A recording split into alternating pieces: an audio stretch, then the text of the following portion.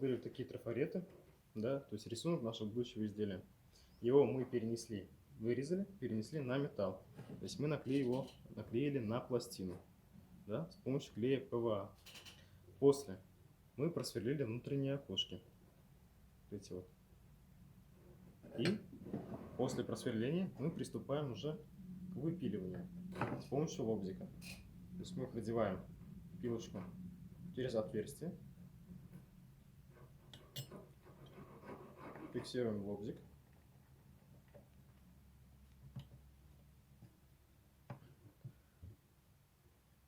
Подтягиваем. Выставляем на финагельный инструмент специальный. И начинаем непосредственно процесс. Пилим по черной линии.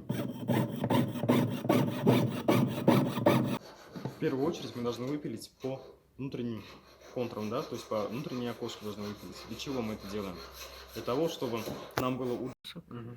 В первую очередь в процессе выпиловки мы должны выпиливать внутренние окна, да, то есть внутренние просветы. Для чего мы это делаем? Для того, чтобы нам самим было удобно, то есть технологически правильно.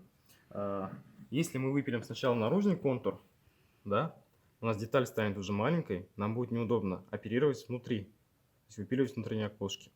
Поэтому пока у нас пластина крупная, большая, мы должны заранее все изнутри пропилить.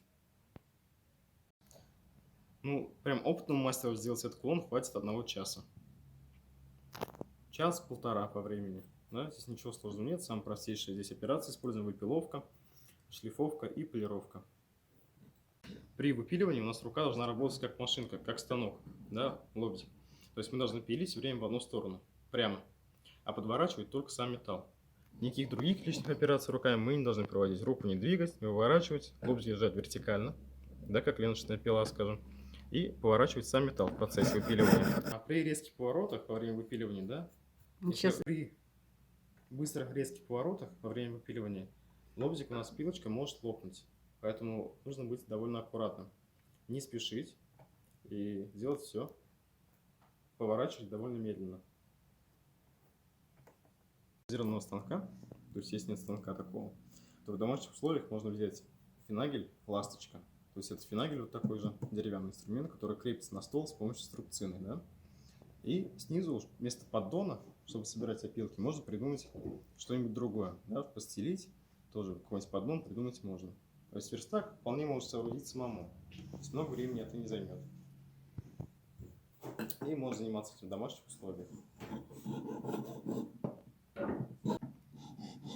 Но если работа слишком сложная, уже понадобится специализированное оборудование, да?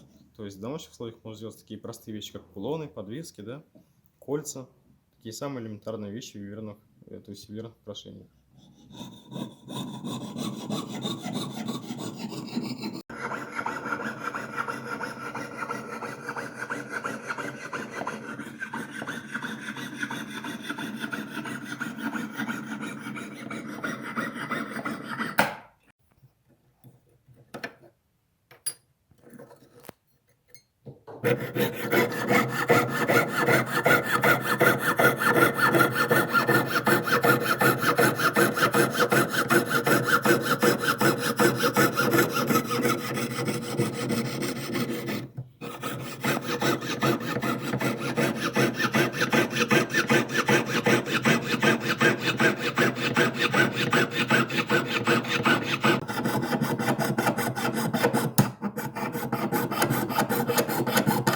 Вот выпиловка этого изделия заняла минут 30-40.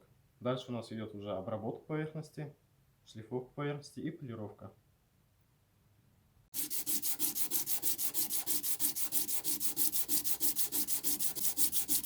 Далее мы переходим в другой цех, где у нас стоит полировальный станок. Здесь у нас имеются различные круги для полировки, да, более жесткие и более мягкие. Для каждого круга используется своя паста. Для жестких кругов у нас шлифовочная, это вот зеленая паста. Он жесткий круг. Для мягкого круга, здесь мягкий кружок, мы используем красную пасту. Финишная полировочная паста. Включаем обязательно свет, обязательно должна быть защита. Включаем станок и наносим пасту. После нанесения пасты уже полируем изделие.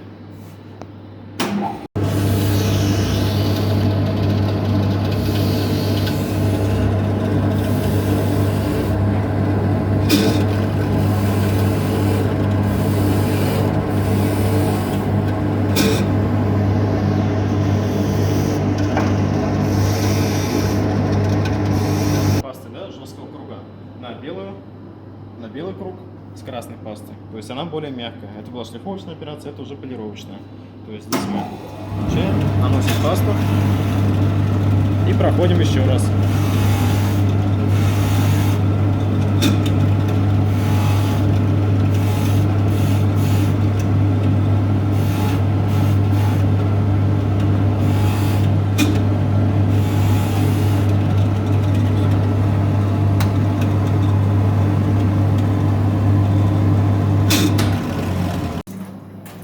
В первую очередь отмываем руки обязательно, чтобы изделие не пачкалось. А потом уже после рук аккуратненько здесь мылом можно все. Вот за 40 минут, за час у нас получилось вот такое вот изделие выпиленное. Да? Татарская подвеска с татарским орнаментом. Уже при большом мастерстве, когда занимаются у нас года 2-3 мастера, они уже делают более сложные работы, да?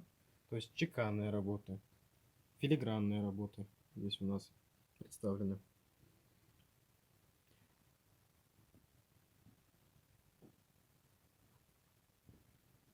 Вот эти все работы у нас сейчас в этом технике филигрань выполнены.